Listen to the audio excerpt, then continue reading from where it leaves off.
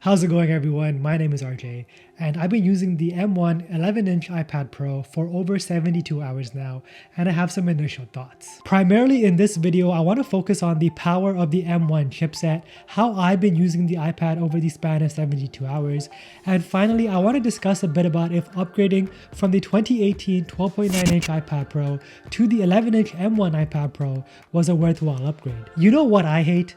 I absolutely hate falling victim to the yearly upgrade cycle. If I wasn't a tech YouTuber, there is no way I would be willing to drop this kind of money for these minor yearly upgrades that quite honestly we can't even take advantage of as of yet. That all depends on what Apple decides to give us with iPadOS 15. One of my primary goals as this channel grows is to help you guys save some money. I've seen far too many channels push products to their audience simply because it's new. I will never do that unless it's a product that I truly do believe in. We all work hard for our money, and if you already own a tech product, in this case an iPad Pro, there's no real need to upgrade every single year. Of course, a valid argument can be made if you do own a 2017 iPad Pro or older, then upgrading to the new 2021 iPad Pro is quite the significant upgrade. But before we do continue, if you want to see more content on the 11-inch M1 iPad Pro, then of course consider subscribing to the channel and leave a like on this video to help push my content to a larger audience. I have a valuable comparison video coming up in the next few days between the M1 11-inch iPad Pro and the new iPad Air 4, so make sure you tune in for that one. So about a week ago, I conducted a poll and asked you guys if you are content with the current design of the iPad Pro, and an overwhelming 74% of you voted that you are content. And you know what? I have to agree. The design language of the current iPad Pro is so futuristic. It literally looks like a tablet straight out of Westworld. The 11-inch iPad Pro has a screen-to-body ratio of 83%. I would have loved to see Apple bump up that ratio to around 88%.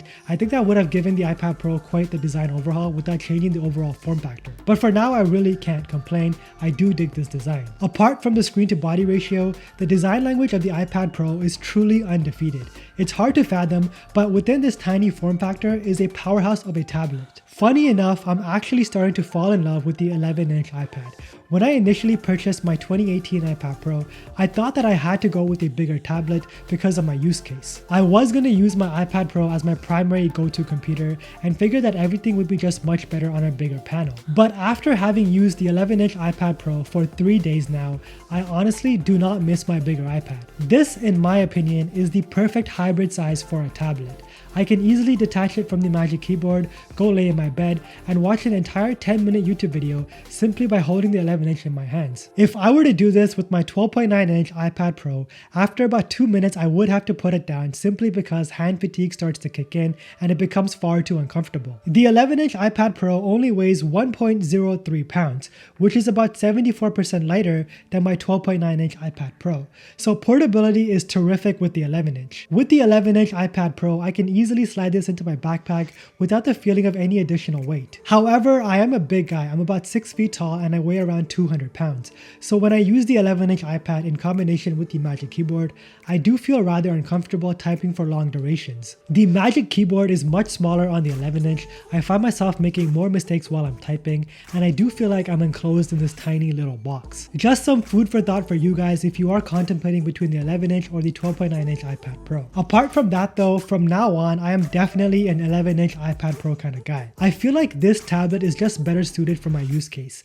which entails a lot of media consumption, editing photos, playing games, and jotting down notes. Most of this usually happens in the comfort of my own bed, so I've been really enjoying using a lighter, more portable tablet. Let's talk about the M1 chipset for a second. Over the past 3 days, I've been really trying to push this iPad to its limits, and I can't think of a better way currently to push the M1 iPad Pro than by doing some gaming. So I've been playing a lot of League of Legends Wild Rift on this iPad, and this is one of my favorite games for mobile, and it is also now available on iPadOS. Unfortunately, there is no controller support for this game, but it's been easy to play on the 11-inch form factor. Now, this is a very graphic intense game.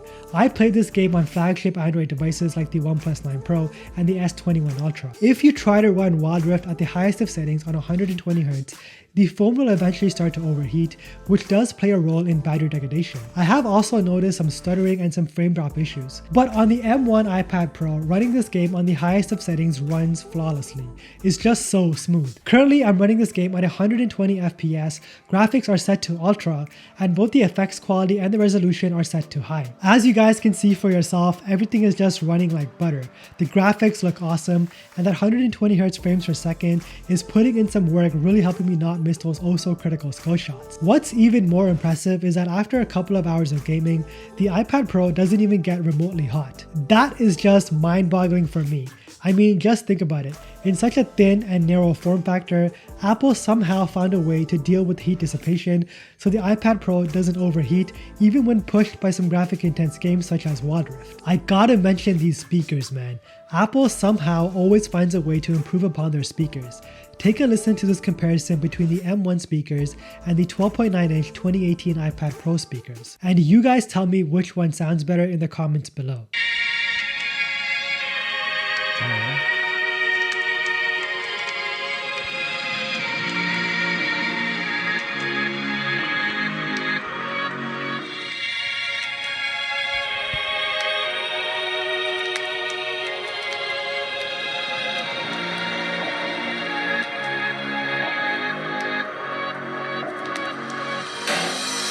I've also tried editing some 4K 60 FPS footage while on LumaFusion, and just check out how smooth it is to scrub through this 4K timeline. The iPad can fly, and scrubbing through this 4K timeline is something that my Intel i9 16-inch maxed out MacBook Pro struggles with on the daily. The M1 chipset is truly impressive, but I wouldn't call LumaFusion a pro editing application. I'm really curious to see what Apple does with iPadOS 15, which is about 1 week away. If Apple gives us pro applications and unleashes the true power of the M1 with iPadOS 15, then this may actually be a worthwhile upgrade, especially for users who want to use the iPad as their primary computer without any limitations. So to summarize my thoughts, the M1 iPad Pro has been great so far.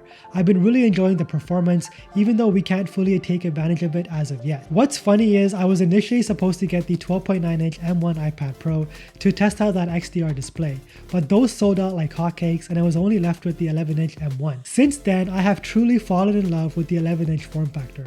I truly believe this is the perfect size for a tablet. It doesn't sacrifice my productivity, all while maintaining the portability of a tablet. If you were unsure on which size to get, give the 11-inch iPad Pro a shot. You may actually fall in love with it like I have. The title of this video is asking the question, was I wrong to upgrade?